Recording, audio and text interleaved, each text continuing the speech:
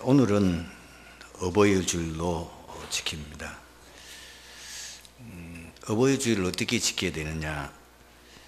이미 10계명 가운데도 인간에 대한 첫 번째 계명으로 내 부모를 공경하라 라고 말씀하셨고, 또 약속 있는 첫 계명이라고 말씀하시면서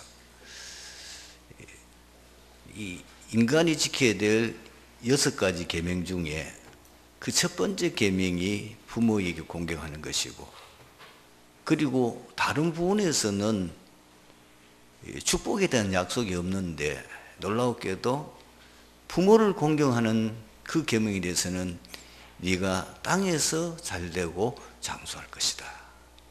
에베소서 6장 1절 2절에도 그 부모 공경에 대한 계명이 나와 있습니다. 또 세상 학교에서도 얼마나 많은 학교의 교사들이 부모 공경에 대해서 가르칩니까? 저도 학교 다닐 때 도덕 시간에 부모 공경에 대한 얘기를 많이 들었고, 부모 공경한 여러 가지 어떤 과거에 있었던 훌륭한 분들의 얘기도 많이 들었습니다. 아마 요즘은 더 우리 교육하는 것보다도 많은 영상과 자료를 가지고 학생들이 가르칠 겁니다. 그런데 왜 부모 공경이 실제는 안 될까요? 이게 이제 문제잖아요. 부모를 공경해야 될 줄 다 아는데 왜 실제로는 사람들이 부모를 공경하지 못하고 오히려 평생 부모의 가슴에 못을 박거나 지금 그 자녀 때문에 머리를 앓고 있는 부모들이 너무 많은 거예요. 또 어떤 경우에는 진짜 부모를 공경하고 싶고 부모를 잘 섬기고 싶은데 할 형편이 안 되는 거예요. 제가 보기에는 그게 대부분이라고 보거든요. 부모를 공경하려고는 내 자신도 먹고 살기 바쁘고 내 자신도 지금 의식주 문제 해결 안 돼서 고민하는데 언제 부모를 돌아볼 시간이 별로 없잖아요. 마음의 여유도 없고. 그래서 저는 여러분들에게 특히 오늘 어버이 주일이지만은 오늘 부모님들이 기억해야 될 거는 그거는 부모의 책임이 큽니다. 저부터 시작해서 내 자녀가 참 성공자로 만들어 버리면은 부모 공경하라 말할 필요 없어요. 예를 들자면은 요셉이 진짜 성공해 버렸잖아요. 노예로 팔려가지고 애굽에서 총리가 됐어요. 마침 그때 기근이 들었어요. 그 가나안 땅에 기근이 들어가지고 요셉의 형님들이 양식을 사러 애국까지 옵니다. 그런데 시간이 지나면서 지금 있는 그 총리가 자기 동생 요셉이라는 사실을 요셉 자신이 밝히게 되고, 이거로 인해서 형님들이 큰 충격을 받게 돼요. 그뿐만 아니고 나중에 그 요셉이 아버지를 공경하기 위해서 애굽으로 모셔와요. 그 정도가 아니고 그 요셉의 모든 가족들을 다 애굽에 모셔와서 공경하는 내용이 나옵니다. 어떤 분은 이렇게 생각할 겁니다. 부모님들 가운데 나는 아무리 생각해 봐도 우리 자녀가 성공할 같지 않다. 아무리 생각해 봐도 왜 하나님은 나에게 이런 자녀를 주셨을까? 나도 정말 자식을 멋지게 성공하는 인물로 키우고 싶은데 이런 생각을 할 수도 있습니다. 착각입니다. 여러분, 크로스비는 소경이었습니다. 사실 공부도 거의 그 당시에는 지금처럼 공부할 수 있는 이런 장애자들이 공부하는 이런 시설도 없잖아요. 그런데 크로스만큼 성공한 인물이 없어요. 너무 집이 가난했어. 아버지는 일찍 돌아가시고 어머니가 파수부에 의해서 가족을 부양해야 했습니다. 그러니까 소경이 된 이 크로스비가 혼자 있으니까 그 아이를 돌봐야 될 거 아니에요. 그래서 할머니가 조그마할 때부터 그 크로스비를 돌보면서 뭐 얘기했냐. 할머니가 성경 그 이야기를, 성경을 읽어주고 성경에 대한 중요한 핵심적인 내용들을 크로스비에 알려준 거예요. 거의 이 크로스비가 학교에 가서 공부할 수 있는 여러 가지 여건은 안 되지만은 하나님이 지혜를 주셔가지고 성경을 거의 다 알고 있었어요. 성경의 중요한 것은 다 암송할 정도로 할머니가 읽어주니까. 시간이 얼마나 많습니까? 지금 자기 딸은 남편 없이 지금 홀로 자식을 키워야 되니까 작은 시내 큰 이 대가집에 말하면 저택에 가서 파수부 일해가지고 그거 벌어가지고 자기 가족들을 먹여 살려야 되니까 언제 크로스비를 돌볼 시간이 없잖아요. 그러니까 할머니가 기도하며 계속 성경 읽어주고 성경 얘기해주고 그것이 크로스비 속에 각인돼 버린 거예요. 그거 별로 공부한 것도 없고 뭐 소경인데 뭔지 그걸 읽을 수 있습니까? 요즘처럼 이렇게 뭐 점자가 발달돼가 이런 상황도 아니잖아요. 그런데요, 크로스비가 그 소경인데도 올겐 연주자 그래요. 그리고 그가 하나님 기도 속에서 받은 그 찬송시가 수천 편이에요. 그 중에서 지금 우리가 부르고 있는 찬송가 나의 갈 길 다 가도록 부터는데 그리고 288장 예수를 나를 구주 삼고 이런 주옥 같은 그 찬송시를 누가 썼느냐? 크로스비가 썼어요. 나중에 크로스비는요 명사가 됐다니까요.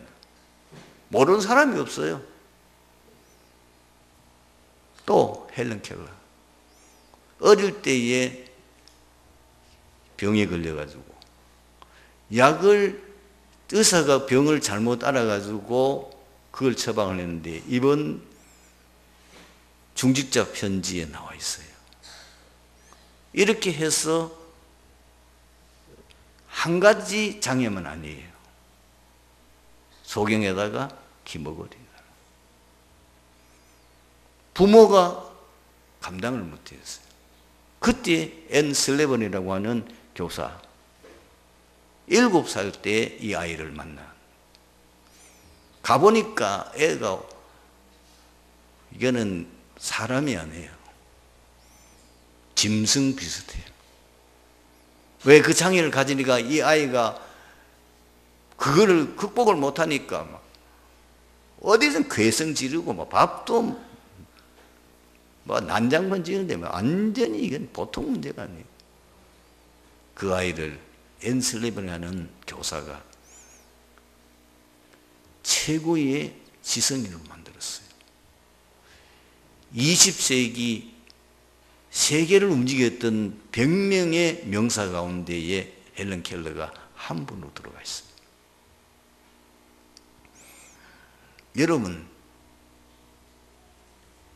여러분들이 다른 거는 못해도 내 자녀를 영적 서밋을 만들 수 있어요.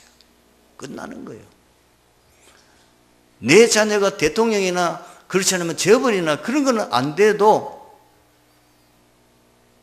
내가 가르치는 이 아이를 영적 서밋에는 세울 수 있어요. 그러면 끝난 거예요. 진짜 영적 서밋에 섰버리면은 어떻게 됩니까? 이런 말씀이 있다니까요. 사도행전 13장 22절에 이세 아들 다윗을 만나니 내 마음에 맞는 사람이라 내 뜻을 다 이루게 하리라 하고 그 다윗의 가문에서 이 세상을 구원할 구세주 예수 그리스도가 탄생했다는 놀라운 사실입니다. 다윗은 뭐예요? 영적 서밋이에요. 세상 서밋하고는 비교가 안 돼요. 요셉이 영적 서밋이에요. 모세가 영적 서밋이에요. 사무엘이 영적 서밋이에요. 다니엘이 영적 서밋이에요. 세상 서밋이 이길 수가 없어요. 아예 상대가 안 돼요. 왜? 하나님이 주시는 어마어마한 영적 비밀과 은사와 능력을 가지고 있는 사람이기 때문에 세상 사람들이 전혀 손도 못 대고 알지도 못하는 비밀들을 이 사람들은 알았단 말이에요. 그 능력을 가진 자였단 말이에요. 그러니 렘넌트 가운데 한 명만 제대로 응답받아 버리면은 가문, 교회, 나라, 세계, 시대 살립니다. 이걸 우리 부모들이 언약으로 잡아야 돼요.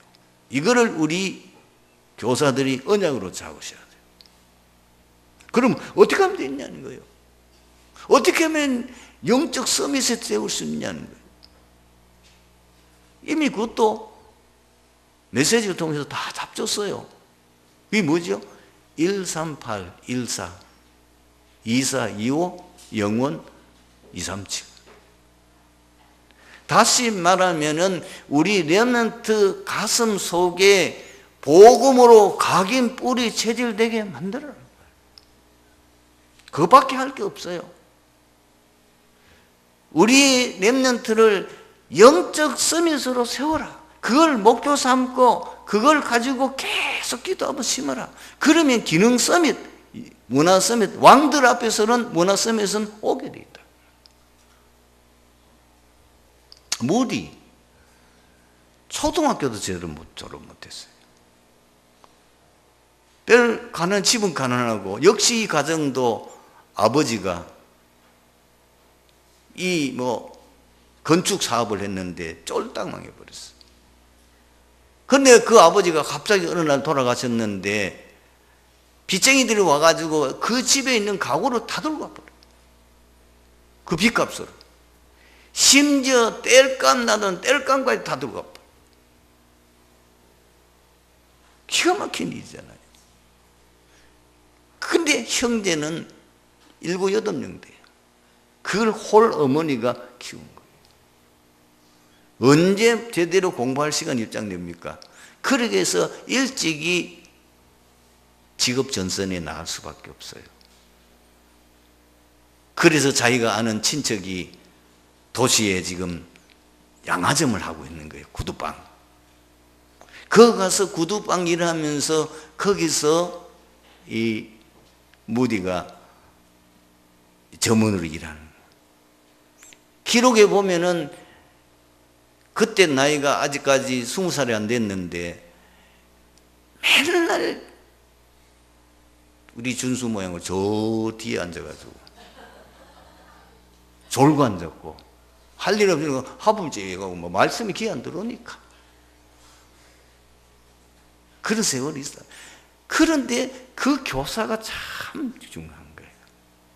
어느 날 이 평소에 그렇게 그래도 주일에도 제대로 잘 안 지킨단 말이에요. 그런데 어느 날 주일날 이 애가 안 온 거예요 지금. 그래서 찾아갔어요. 찾아가니까 구두방이고 일하고 있는 거예요. 얼마나 미안합니까? 핑계를 댔겠죠. 뭐자고 저고. 이래가지고 구두방 항 옆에서 거기에서 복음 설명하고 기도했는데 거기 성령이 맺어요. 완전히 중생하는 체험을 하게 되고 그때부터 무디가 완전히 인생이 달라지는 거예요. 그 배우인 누가 그 아들을 보내놓고 어머니는 맨날 잠만 잤겠죠. 그 비밀이 있는 거예요. 그 아들을 보내놓고 얼마나 눈물로 기도했겠냐는 거죠. 그 모든 것이 그 무디를 완전히 영적 서밋에 세우면서 원래 그 사람이 아주 성격도 외향적이고 그리고 또 굉장히 이 사람을 설득할 수 있는 능력을 원래 가지고 있는 사람인데 이러니까 그 성령 충만함 받아버리니까 완전히 성적 섭니다. 그래서 20세기 최고의 부흥사입니다.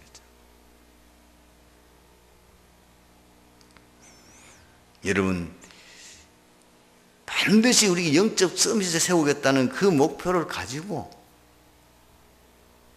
그러면은 부모가 할 일이 뭐냐? 두 번째 할 일은 뭐냐면 기도입니다. 여러분 주위에 자세히 보면요, 기도 배경이 제대로 있는 후대는 다 성공해요. 그 기도가 하나님 보좌를 움직이는 거예요. 그 기도가 하나님의 손을 움직이는 거예요.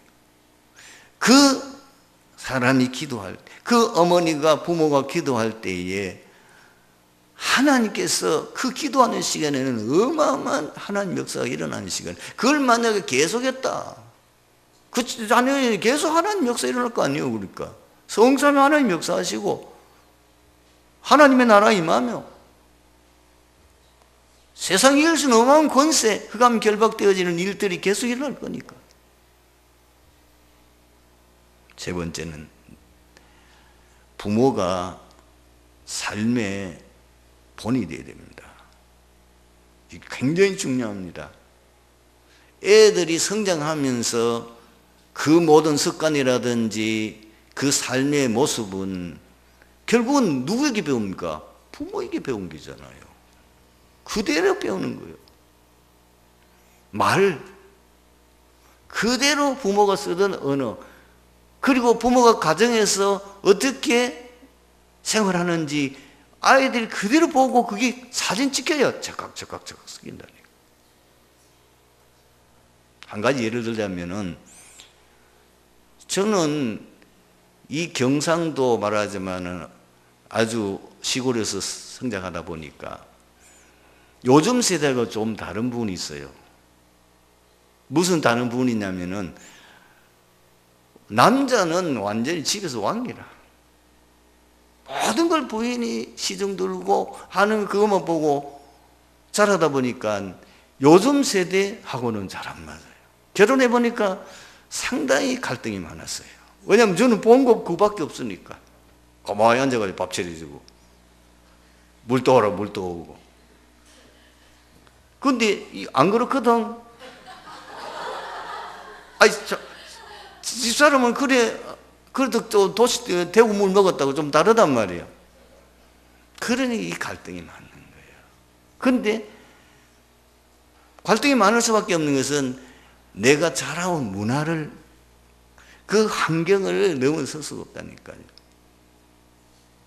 여러분 찬송가 가사에도 나와 있습니다마는 우리 어머니가 보던 그 성경책, 그 성경을 읽으면서 눈물 많이 흘리던 것, 그 성경을 내게 늘 얘기해 주던 것, 그리고 그 성경 시간만 나면 어머니가 기도하던 것, 그걸 그대로 찬송시에 썼잖아요. 만약에 늘 여러분들의 어머니의 모습이 성경 보고 시간만 나면 찬송 부르고 시간 나면 주의 일에 헌신하고 그대로 자녀가 본받아요. 그런데 부모님들이 늘 집에 가보면 TV가 앉았고 늘 싸우고 그리고 늘 세상 얘기하고 영적 생활이 안 되지요. 그거 보고 자란 그 아들이 제대로 신앙생활 되겠냐고요. 참 부모가 잘해야 됩니다. 부모가 싸움할 때 있으면은 밖에 나가서 뭐 육박전을 하든지 머리를 쥐뜯든지 하고 싸우지 말아야 돼요. 그게요 자녀들에게는 치명적입니다. 정말입니다, 여러분. 그게 자녀들, 특히 어린 아이들에게는 굉장한 그 영향을 줘요. 이 정서 불안이나 정신적인 어떤 문제까지 오게 만드는 거예요, 그게. 네 번째는 뭐야? 후대 사에게 올인해라. 우리는 이제 갑니다. 그렇죠? 다음 세대는 우리 렘넌트 시대에, 다음 세대는 우리 자녀들의 시대라. 그렇다면 우리는 가고 이제 앞으로 우리 자녀들이 자녀들이 앞으로 세계에 복음화해야 되고 자녀들이 지금 이 세상을 살려야 되는데 우리 어떻게 해야 되겠습니까? 여러분, 부모들이 그렇게 하는 걸 자녀들이 알아요. 끝난 거예요. 그 자녀가 부모를 공격 안 하겠습니까? 어떻게 했는지, 어떻게 교회를 섬기고, 어떻게 영적 생활하며, 어떻게 나를 영적 서밋에 세우려고 부모들이 그렇게 애타게 노력했는지, 그걸 받고 자기가 이제 영적 서밋에서 성공했단 말이에요. 부모 공격하라, 그 말할 필요가 없지. 성공해버리면 뭐 끝나는 거지요. 오늘 말씀 보십시다. 하나님께서는 모세를 통하여 가나안 정복할 때에 가나안 족속들과는 어떠한 조약도 맺지 말고 다 멸하라고 지시하셨습니다. 그럼에도 불구하고 이스라엘 백성들이 기본 거민들의 속임수에 빠져 화친을 맺는 실수를 범하고 말았습니다. 그들이 첫 번째 아이성 전투 시에 그러했듯이 이번에도 크고 중요한 일을 처리함에 있어서 하나님의 뜻을 알아보지도 않고 인간적인 감각과 판단만 의거하여 결정해버린 것입니다. 그 결과 여러 가지 위기와 불행한 사건들이 일어났습니다. 우리가 하나님의 뜻을 발견하려면 어떻게 해야 하겠습니까? 첫 번째로 매사에 우리가 하나님의 뜻을 따라 인도받겠다는 자세가 가장 중요합니다. 인간의 생각, 경험, 판단력, 감정, 욕심, 현실, 환상, 꿈 등으로 결정하면 반드시 사단에게 이용당할 수 있습니다. 요수아의 2번 실수가 이런 데 나온 거 아닙니까? 인간의 생각, 인간의 판단력. 사울왕이 얼마나 나를 어렵게 만들었습니까? 그것이 결국은 이게 실수죠. 역사적으로 보면은 강대국이라든지, 그리고 역사적으로 보면은 아주 폭군들이 뭐요? 감정 조절이 안 될 정도로 해서 나라를 다스리니까 강대국들이 자기 힘이 있다고 약한 나라들 집어삼키고 그리고 침략하니까 그 결과는 엄청난 거지. 실제 우리도 이런 실수를 많이 범하잖아요. 그래서 오늘 이 시간부터 어떻게 하느냐? 매사에 하나님을 생각하고 인정하는 것이 중요합니다. 잠언 3장 5절 6절은 암송하고 있어야 돼요. 너는 마음을 다하여 여호와를 신뢰하고 내 명체를 의지하지 말라. 너는 범사에 그를 인정하라. 그리하면 내 길을 지도하시리라. 그리고 확실하게 하나님의 뜻을 알고 인도받을 때까지 기다려야 돼요. 못 기다려요. 마음이 더 급해요. 기도하다가도 금방 지금 당장에 문제는 와 있고 위기는 와 있는데 기도했는데도 아무 소식이 없어. 이래가지고 막 실수한. 사울왕도 그 실수를 하잖아요. 지금 적군이 쳐들어왔는데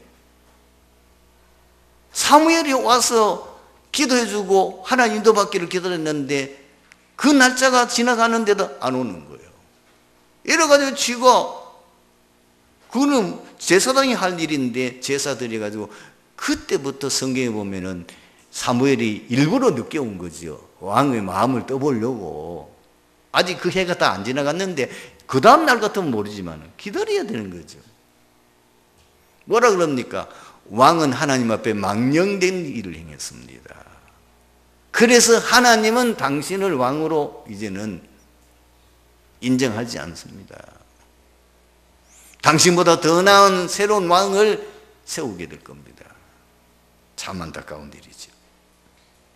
그런데 다윗은 달랐습니다. 사무엘상 5장 17절에서 25절 보면 이제 사울왕을 대이어서 다윗이 왕이 되니까 블레셋 나라들이 전 군대를 거느리고 침략해 온 거예요. 이때에 그게 어떻게 기록되나 한번 찾아보세요.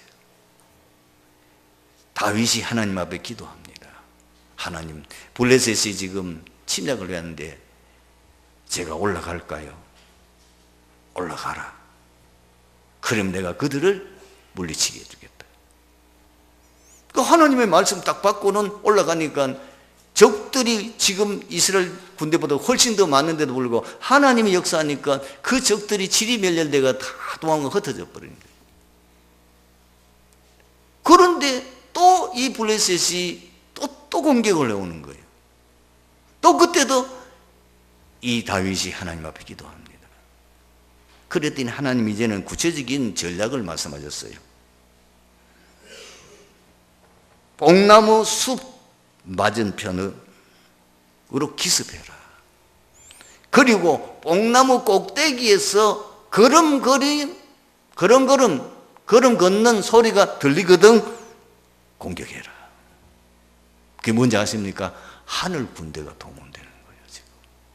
아시겠어요? 눈에 보이지 않는 하늘 군대가 지금 그 뽕나무인데 사람 눈에 안 보이는데 지금 걸음걸이는 소리가 들리는 거예요. 완전히 적을 물리쳐 버렸어요. 그러면 두 번째로 어떻게 하나님의 뜻을 발견할 수 있습니까? 하나님의 뜻을 발견하는 데는 반드시 세 가지 기준을 기준으로 언제든지 말씀. 그래서 강단이 중요한 거예요. 본부 그리고 기도 속 세 개의 메시지는 늘 묵상하고 중요한 일을 결정할 때 이번 주 강단이 뭐였느냐 제일 먼저 확인해보고 그 다음에는 지금 핵심 그럼 산업선교 본부 메시지와 그리고 오늘 기도 수업이 뭐지 내용을 또 보는 거예요. 본문도 읽어보고 그 내용도 읽어보고 그리고 언제든지 복음을 생각해야 돼요. 이 복음이 유익한가? 일을 결정할 때에 이 복음이 맞는가 이게? 그리고 언제든지 전도 선교를 생각해야 돼요. 이렇게 하는 것이 전도가 되겠나? 복음 전파에 적용 되겠느냐? 그리고 역사의 세 가지 흐름을 늘 보는 겁니다. 과거 역사는 우리의 발판이에요. 교훈이에요. 성경을 왜 줬습니까? 이 과거에 믿음의 사람들이 어떻게 살았는지 그 가운데 성공한 사람들은 어떤 특징을 가지고 있고 그리고 실패한 사람들 어떤 성공했던 사람도 어떤 경우에는 실수해서 어려움 당하는 경우에서 왜 그랬는가 그걸 교훈으로 삼고 그걸 발판으로 삼으라는 겁니다. 그러면서 지금 상황을 보라고 말이에요. 지금 어느 정도 복음이 증거됐고 어느 정도 지금 전도운동이 일어나고 있는지 여러분 기억하셔야 됩니다. 하나님의 관심은 오직 한 가지입니다. 인간 영혼 구원입니다. 그것이 얼마나 중요하면은 성경 66권을 썼다니까요.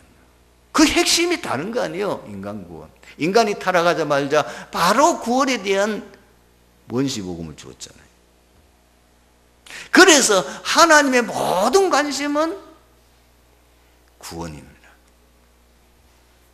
그걸 가지고 미래를 보면 그런 미래는 어떻게 되느냐 이미 예수님이 예언했잖아요. 마태복음 24장에 보면 말세 예루살렘 멸망 예루살렘 성전 파괴 그대로 주 70년이 되어졌죠.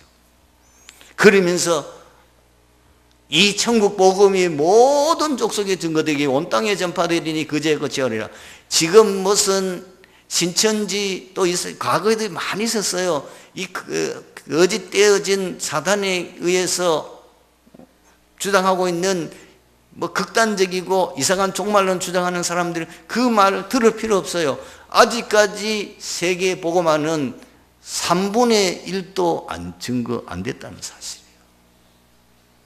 저 아프리카, 저 동남아, 저 중남미 아직도 복음을 한 번도 듣지 못하는 사람들로 가득 차 있어요. 이 복음이 모든 족속에 증거되고 난 이후에 주님 재림한다 그랬으니까 그것만 어떻게 우리가 복음 전할 건가 그거 생각하면 돼요. 말세교회는 완전히 이상하게 엉터리 교회 그리고 이상하게 무너진 교회에 대한 예언을 마태복음 25장에 말씀하고 있잖아요. 빈등만 들고 있어요. 신자의 폼만 가지고 있지 실제는 능력이 없어요.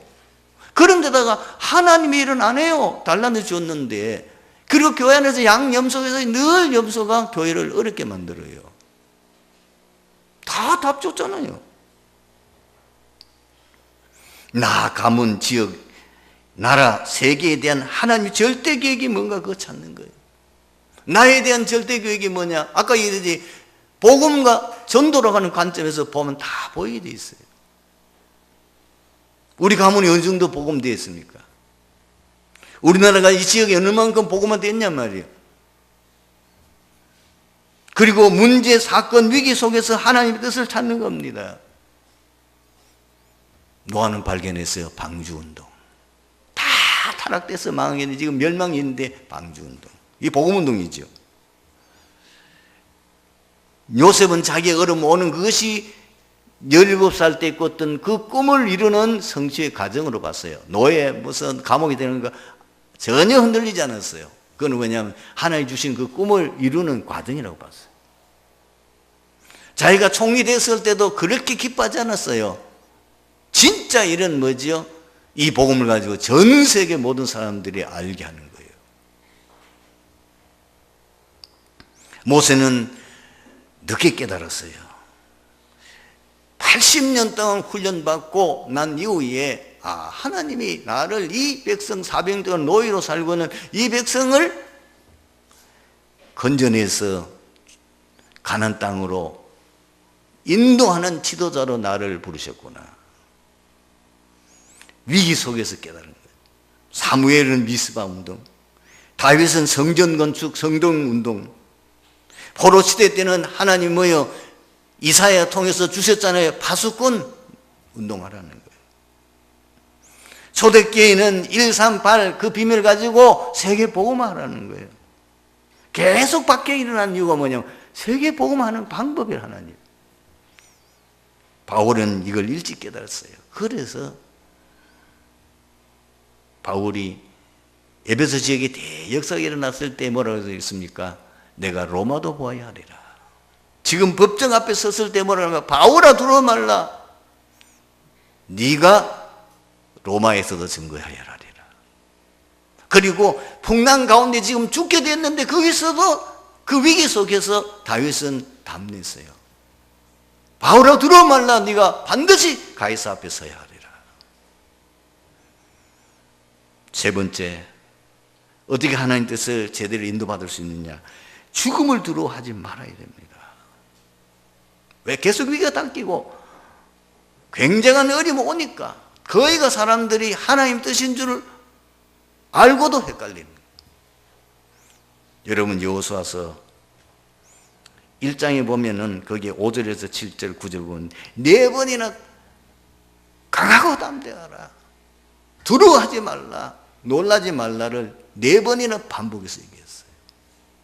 그리고 또 여호수아서 8장 그 아이성 전투에서 실패하고 다시 아이성 전투 시작하기 전에 하나님이 또 여호수아에게 뭐는가? 두려워하지 말라, 강하고 담대하라, 내가 너와 함께한다. 다윗은 골리앗을 향하여 나가면서 담대했죠. 그 고백이 바로 사무엘상 17장 45절에서 47절에 참 다윗은 대단한, 아주 진짜 보통 이 간담이 큰 사람이 아니야. 담대한 사람이야. 그 골리앗, 아무도 그 골리앗 외모 보고 이스라엘 백성들 그 군대 가운데에 사울 왕을 비롯해가지고 다 벌벌벌 떨고 죽을 겁이 나가지고 아무도 안 나가는데 이 어린 소년이 나가는 거예요. 뭐라고 그러면서 너는 칼과 창과 단창으로 내게 오거니와 나는 내가 모여가는 만군의 여호와 이름으로 나가노라. 하나님이 물맷 돌 하나 가지고 꺾어버렸잖아요. 참 놀라운 일이에요. 그리고 초대교회가 이미 죽음을 초월했기 때문에 마가다락방에 모였던 거 아닙니까? 초대교회 어떻게 세계복음화를 썼느냐? 많은 어려움과 죽음에 미끼고 왔지만은 그들이 흔들리지 않았다는 겁니다. 베드로가 그 법정 앞에 섰을 때도 담대하게 말했어요. 다른 이로서는 구원을 쓰는 천하 인간 가운데 구원 얻을 만한 다른 이름을 우리에게 준 일이 없습니다. 스데반이 공회 앞에서 지금 돌에 맞아 죽을 수밖에 없는 위치에 섰는데도 그 얼굴이 천사를 같고요. 조금도 흔들림 없이 그들에 대한 사실을 그대로 말합니다. 사도행전 20장 24절 바울은 이렇게 고백합니다. 나의 달려갈 길과 주 예수께 받은 은혜의 복음을 증언하려면 나의 생명조차 귀한 것으로 여기지 아니하노라. 여러분, 우리가 하나님 인도받는데 하나님 뜻이 뭔지를 늘 인도받는데 평상시 삶이 제일 중요합니다. 모든 인생에 우리가 삶을 평상시 내가 어떻게 사느냐 그게 결정하는 거예요. 요셉은요, 창세기 39장 1절에서 6절, 요셉은 어떤 환경이든 상관없이 여호와께서 요셉과 함께 하시더라고요. 시편 23편, 이게 다윗의 고비가 다윗의 신앙이잖아요.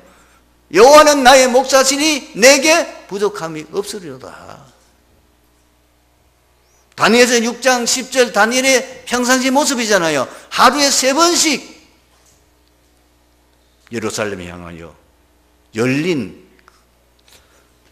그 장 앞에 가서 기도하는, 평상시 사람 모습은 영적 서밋이라. 어떻게 하면 됩니까? 3가지: 복음, 기도, 전도. 거기에 집중하는, 그리고 일심전심 하는 거예요. 나의 오직을 찾아내서 집중하게 되면 반드시 유일성 재창조 응답의 시간표가 오게 되고 결국은 왕들 앞에 서서 증거할 만큼 하나님이 응답하실 줄로 믿습니다. 기도하겠습니다. 하나님 감사합니다. 오늘 주신 말씀에 이 자리에 참석한 모든 트리니티 교회 성도와 렘넌트들이 정말 삶의 방향과 제대로 말씀 속에서 하나님의 응답과 인도받아 나가는 우리의 삶이 될 수 있도록 역사해 주시옵소서. 주 예수 그리스도의 이름으로 기도합니다. 아멘.